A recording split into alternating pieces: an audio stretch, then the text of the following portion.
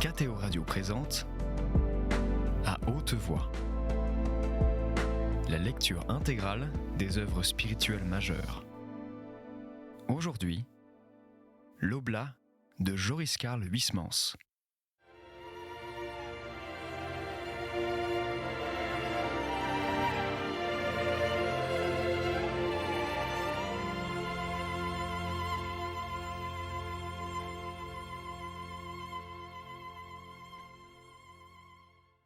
Jeune homme, vous avez 50 ans passés et vous êtes un peu grison, notre ami. Je vous crois, répliqua Durtal en riant. Enfin va, puisque vous y tenez pour le jardin de votre Strabo.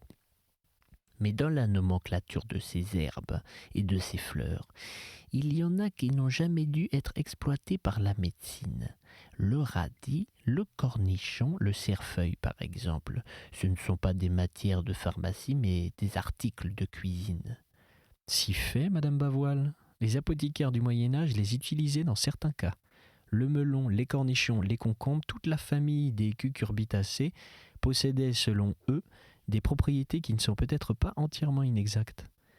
Ils croyaient qu'un emplâtre de chair de melon guérissait l'inflammation des yeux, que le jeune cornichon était apte à apaiser les vomissements causés par la chaleur du ventricule, que les feuilles appliquées avec du vin en liniment mataient les accès de rage. Quant aux vertus du radis, elles sont douteuses. Par contre, le cerfeuil est noté tel qu'un diurétique et un résolutif dont on usait pour résoudre l'engorgement laiteux des seins. Le melon était, en tout cas, en dehors de ses autres qualités, déjà reconnu comme un laxatif, et sa réputation n'a pas varié. Et puis si vous saviez combien ça m'est égal que les favorites de Strabo aient des propriétés médicinales, ou n'en aient pas, mon point de vue est autre. Ce parterre, plus ou moins attrayant par ses couleurs et par ses formes, n'est pour moi qu'un tremplin de saut en arrière, qu'un véhicule reculé de songes.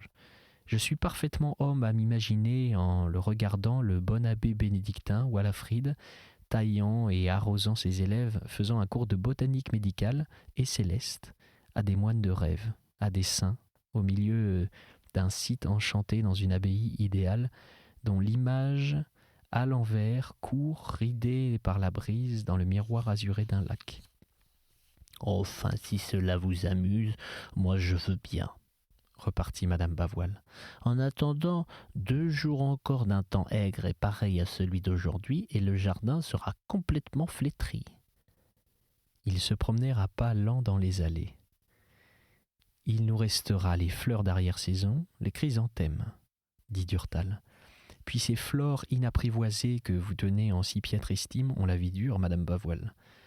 Et il lui montrait les silènes sauvages dont les étoiles blanches semblent écloses dans le goulot d'une bouteille d'un verre d'eau barré des raies plus vertes, des glaïeuls roses et blancs, des véroniques bleues, des buissons ardents superbes avec leurs grains vermillons et leurs feuilles sombres, mais si ces plantes résistaient, d'autres agonisaient ou étaient tout à fait mortes. Les soleils devenus secs étaient horribles. Ils dressaient, ainsi qu'après un incendie, des hampes calcinées au bout desquelles pendaient des feuilles noires et des disques de la forme des paumes de douche. Et ces disques brûlés les entraînaient par leur poids en de mornes saluts au moindre vent. « Eh mais les genièvres sont mûres !» s'écria Durtal qui se mit à grignoter ses boulettes bleues qui avaient goût de térébenthine et de sucre. « Attendez au moins que la gelée les ait fripées !» dit Madame Bavoil. Elle se tut, puis après un silence reprit. Avouez qu'il convient de nettoyer cela. Et elle désignait dans les parterres dont les fleurs civilisées avaient disparu la flore sauvage, les renouées aux tiges roses et aux feuilles allongées tachées d'encre, les euphorbes qui balançaient au bout de leurs petits pédoncules couleur de chair des paupières vertes avec des prunelles d'un vert plus jaune, des vipérines hérissées de cils blancs et dont les fleurs violettes s'effilaient en de longs épis dans des abris de feuilles dures. Enlever cela, mais vous n'y pensez pas, ce sont les dernières végétations qui n'aient pas fui. Et puis bien qu'elles ne figurent pas sur la liste de Walafrid Strabo, ce sont elles aussi des fleurs médicinales, ces pauvrettes que vous méprisez tant. La renouée est pleine de tanins, et elle est par conséquent excellente contre les paniques du ventre. Le forbe, ou lait du diable, ou petit éclair, ou lait de couleuvre, synapise la peau et corrode les verrues. La vipérine contient du nitrate de potasse et on peut la consommer en infusion sudorifique, comme la bourrache.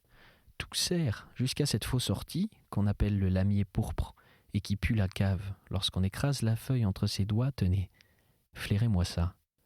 On l'employait au Moyen-Âge, broyé avec du sel, contre les contusions.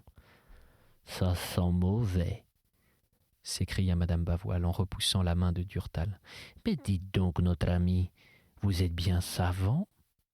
Savant avec les livres. La vérité est que, disposant d'un jardin, je me suis amusé à acheter des dictionnaires d'horticulture, anciens et modernes. Et grâce aux planches coloriées, j'ai reconnu le nom des fleurs. Ce n'est pas plus malin que cela. Je vous confesserai d'ailleurs que, sorti de cette spécialité de la flore pharmaceutique, mes connaissances en botanique ordinaire sont nulles. C'est à Dijon que vous avez découvert ces livres ? Pas du tout. Je reçois ici les catalogues de toutes les librairies d'occasion de Paris, de la province, de la Belgique, et je me livre à la chasse du bouquin. C'est d'ailleurs la seule chasse que je comprenne.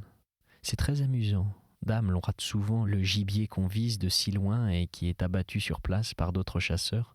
Mais le plaisir que l'on éprouve lorsqu'il arrive un paquet de volumes, que l'on en extrait les oiseaux que l'on guettait ici. Au fond, si vous acceptez le monastère et le jardinage, quelle autre distraction voulez-vous que le Val des Saints nous donne ? C'est juste. Et c'est vous qui avez planté le long de ces allées des roses de Noël ? Oui, j'ai songé à l'hiver. Avec son cèdre et ses pins, le jardin restait vert en l'air, mais c'était sur le sol la mélancolie des terres en cirage et des feuilles mortes. Alors j'ai acheté à Dijon ce genre d'hellebore, qui a très bien réussi.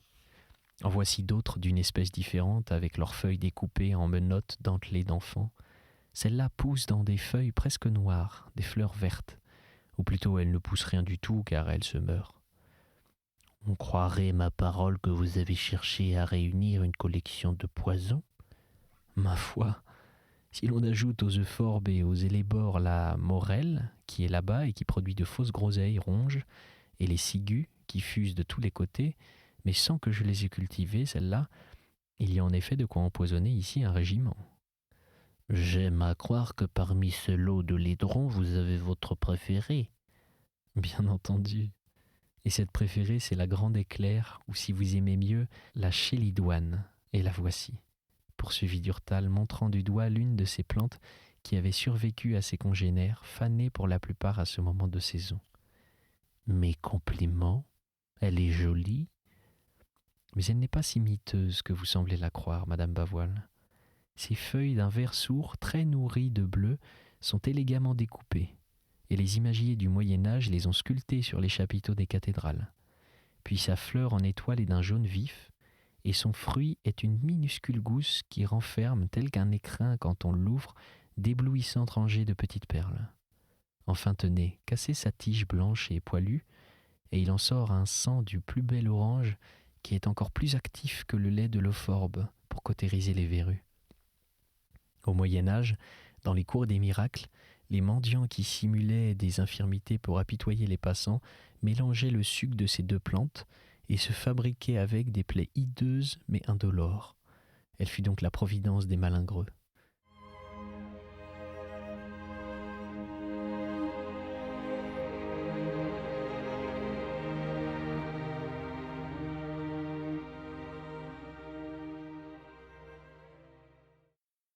À cette même époque, elle fut aussi le sujet des plus bizarres des légendes. L'on était convaincu que, posée sur la tête d'un malade, elle chantait s'il devait trépasser et pleurait s'il devait guérir. Ce qui ne fait pas, je l'avoue, son éloge. L'on s'imaginait encore que si les petites hirondelles perdaient la vue, leur mère la leur rendait rien qu'en leur barbouillant les yeux avec le jus de cette plante. La chélidoine est donc à la fois décorative et médiévale, mal famée et utile. Et vous voudriez, Madame Bavoil, que je ne commisse point des folies pour une pareille fleur ? Mais Madame Bavoil ne l'écoutait plus. De la place où elle était, sur une petite hauteur, elle voyait par-dessus le mur en contrebas sur la route. « Voilà, s'écria-t-elle, Mademoiselle de Garembois. » Ils allèrent ensemble à sa rencontre et arrivèrent en même temps qu'elle à la porte. « Bonjour, monsieur mon frère. » dit-elle à Durtal. Et bonjour, la maman Bavoile. Tenez, débarrassez-moi de cela. Et elle tendit un paquet. C'est du nanan que je vous apporte. Oh, la gueuse, s'exclama madame Bavoile en riant. Ce sont encore des gourmandises et serrées dans des petits pots. Oui, je les sens sous le papier, ça doit être au moins des confitures. Vous n'y êtes pas, répliqua mademoiselle de Garambois qui, sur l'invitation de Durtal, monta avec madame Bavoile dans le cabinet de travail. Je suis lasse, je m'abalourdis, fit-elle avec une moue amusante, en se regardant avant de s'asseoir dans la glace. Voyons, causons sérieusement. Figurez-vous que j'ai reçu d'une amie qui réside dans le Midi des pots de graisserons qu'elle prépare elle-même et qui sont à se lécher les doigts. Des graisserons ? Des rillettes d'oie, si vous aimez mieux. Attention maintenant, car je vais vous révéler les diverses manières de les accommoder. La plus rustique façon consiste à les étaler avec du beurre sur du pain de maïs préalablement rôti. Et où diable voulez-vous que je trouve du pain de maïs ? S'écria madame Bavoile. À défaut de cette sorte de pain, continua imperturbablement mademoiselle de Garambois, vous coupez de minces tartines de pain ordinaire, vous y écrasez dessus votre beurre et vos graisserons et vous les faites griller. Mais les gourmets ne sont pas d'accord sur le point de savoir s'il vaut mieux griller la tartine avant ou après que les rillettes y ont été étendues. C'est à vous à résoudre cette importante question. D'autres personnes, je dois le confesser, se bornent à les manger à froid, sans préparation aucune. Celles-là sont indignes de savourer ce précieux mets. Quant aux fines bouches, elles refuseraient d'y toucher s'il n'était conditionné d'après la formule que voici. Ouvrez bien les oreilles, madame Bavoile. Vous apprêterez des tartines de l'épaisseur d'un doigt. Vous les rôtissez sans les noircir et les arrosez modérément de vieux vin rouge et de quelques cuillerées de consommé. Puis vous enduisez d'une couche de graisseron ces tartines. Vous les recevrez avec un mélange très léger de moutarde et de beurre. Vous y ajoutez du poivre et de la muscade selon votre goût et vous replacez ces tartines sur le grill le temps de les réchauffer en dessous seulement. Vous les servez enfin sur une assiette chaude, après les avoir baignés d'un généreux cognac que vous allumez. Vos tartines flambent telles qu'un pudding ou une omelette soufflée, et c'est divin, conclut mademoiselle de Garambois qui se renversa dans le fauteuil les yeux au ciel. Est-ce Dieu possible ? Soupira madame Bavoile en joignant les mains. Qu'est-ce qui est possible ? Demanda en riant mademoiselle de Garambois. Qu'une personne pieuse soit ainsi tentée par le démon de la gourmandise et puisse inventer des choses pareilles. Mais je n'invente rien, je me borne à propager, madame Bavoile. Durtal examinait en souriant sa sœur l'oblate. Sa physionomie était toujours pour lui un sujet de surprise, car il ne parvenait pas à s'expliquer l'incomparable grâce et l'extrême jeunesse, à certaines minutes, de ce visage de femme de 50 ans qui paraissait son âge à d'autres instants. Mademoiselle de Garambois était fort grosse et marchait un peu bamban, comme on dit dans le peuple. Vêtue par d'excellentes couturières de Paris, elle était fort élégante et portait des costumes de jeune femme, et ce n'était pas chez elle trop ridicule, car elle avait 17 ans lorsqu'elle souriait. Elle avait été très jolie et il lui était resté un teint soyeux, magnifique, des yeux d'enfant clairs, et surtout une bouche et un menton d'un charme mutin vraiment exquis. Il suffisait qu'elle fût joyeuse pour que les pas de doigts et les rides disparussent. De merveilleuses dents éclairaient sa petite bouche, et une fossette dansait ingénue, et pourtant avec un petit air de se ficher du monde dans le menton. Penchée un peu en avant, les deux mains sur les bras du fauteuil, en une pose qu'elle affectionnait, mademoiselle de Garambois remuait alors un peu la tête, et la figure de la fillette aimable et espiègle, dont elle avait l'âme, surgissait. Elle avait en effet la gaieté de l'enfant et son innocence, et elle avait surtout une bonté et une charité qui la faisaient, elle qui se traînait si péniblement, courir tout le village afin de panser les plaies et de changer le linge des malades. Cette femme si soignée pour elle-même, qui chez elle aurait sans doute hésité à laver la vaisselle, perdait tout dégoût, ou plutôt le surmontait quand il s'agissait de rendre service. Et Dieu sait, chez les paysans malades, auprès de femmes et d'enfants négligés, les répugnantes besognes qu'elle devait accomplir.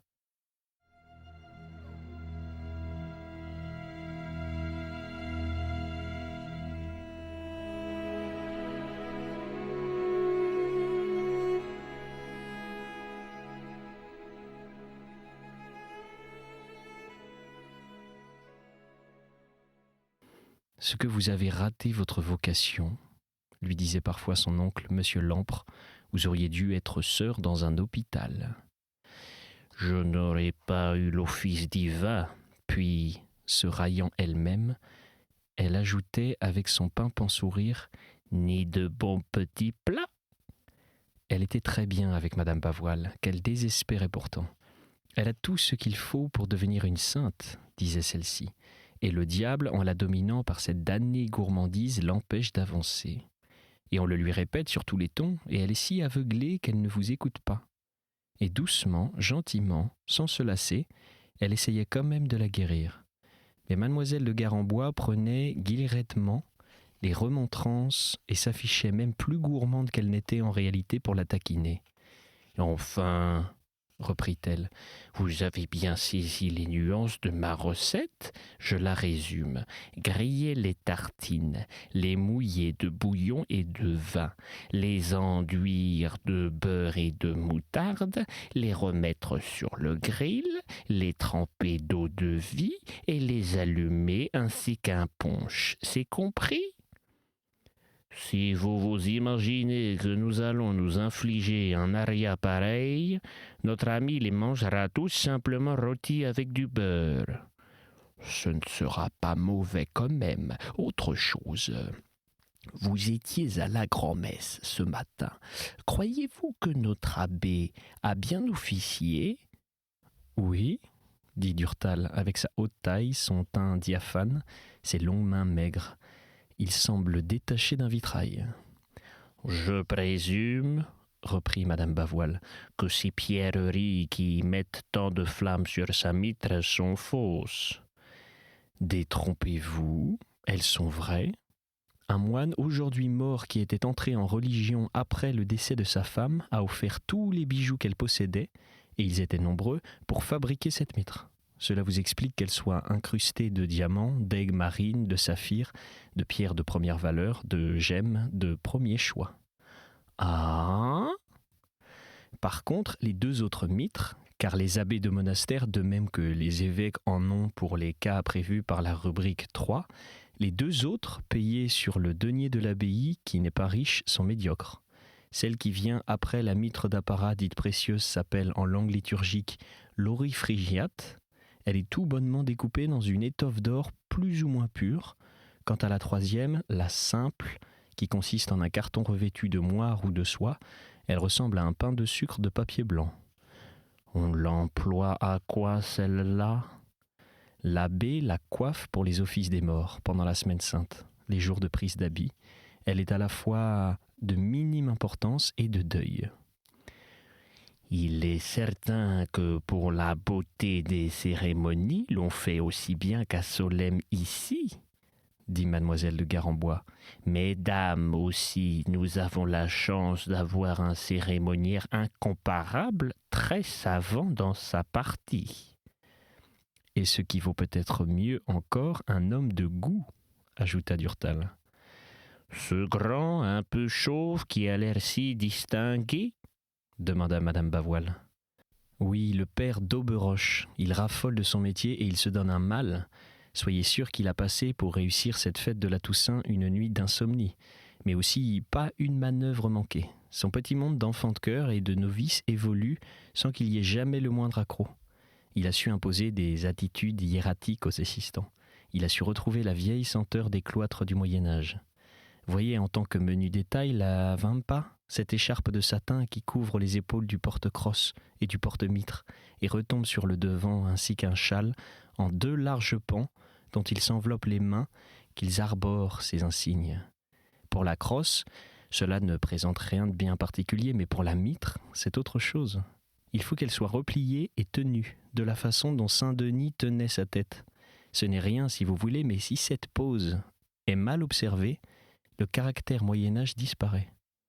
Eh bien, Don d'Auberoche a non seulement appris au porte-mitre le geste, mais il a personnellement surveillé les plis de l'écharpe, la planant ou la cassant aussi bien qu'un statutaire du XIIIe siècle. Il rendrait des points au costumier de Paris. Il n'a pas dans la congrégation son pareil. « Il est encore tout jeune », remarqua Madame Bavoil. « Il doit avoir 34 ans à peine. Il est né d'une grande famille apparentée à Dessein. Il a ce qu'on nomme en art la ligne, et il semble toujours descendre de sa verrière. Outre qu'il est un religieux très macéré, il est un érudit très intéressant à écouter lorsqu'il traite de la liturgie et de la symbolique. Mais on le voit peu. D'abord, il est très occupé avec ses études et ses répétitions de cérémonies. Puis il est ce qu'on appelle un solitaire, autrement dit un moine vivant à l'écart dans sa cellule. Ah, si dans cette abbaye le chant était à la hauteur du cérémonial, je n'aurais pas à regretter Solesmes, soupira mademoiselle de Garembois. Oui, mais le père Ramondou est un chanteur de cour. Il me paraît toujours, lorsqu'il va ouvrir la bouche, qu'il en sortira ce cri de la rue. Tonneau, tonneau. Le plus curieux, c'est qu'il n'est nullement ignare en son métier. Il enseigne très bien le plein chant à ses élèves. Seulement lui pratique juste le contraire des règles qu'il professe dans ses leçons. Mais malgré ces imperfections, que de cloîtres de moindre importance nous enviraient encore. Quelle magnifique cérémonie nous eûmes ce matin. La splendide liturgie que celle de ce jour, cette épître tirée de l'Apocalypse, c'est une photographie du ciel, ou plutôt c'est un idéal tableau de primitif. Et ce qu'en effet les vieux peintres flamands l'auront traduit, ce texte de Saint Jean, dans lequel défilent les anges, les vieillards, les saints, et le début, l'introïte, le fameux Gaudeamus, réservé pour les festivités des grandes joies. Est-ce assez beau ?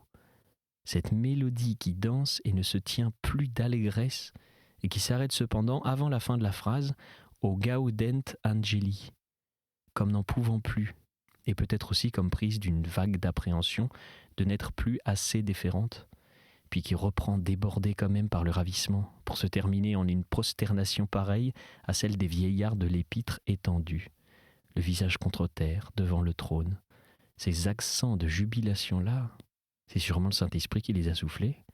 C'est d'une simplicité admirable, et d'une caresse d'ouïe, et d'un art merveilleux. Quel musicien rendra jamais l'ivresse de l'âme de la sorte ? Voilà notre frère qui s'emballe, dit en riant mademoiselle de Garembois. Pour en revenir au côté cérémonial, savez-vous, Madame Bavoil, que votre maître et ami est à ce point de vue un disciple des plus remarquables de Don d'Auberoche ? Certainement, continua-t-elle en souriant à Durtal qui la regardait un peu surpris. Je n'avance rien à la légère, car si je ne vous ai pas vu officier le jour de votre prise d'habit, j'ai appris justement après par ce père que vous aviez été d'une tenue étonnante. Bref, que vous aviez ce que vous nommiez, il y a quelques instants, la ligne.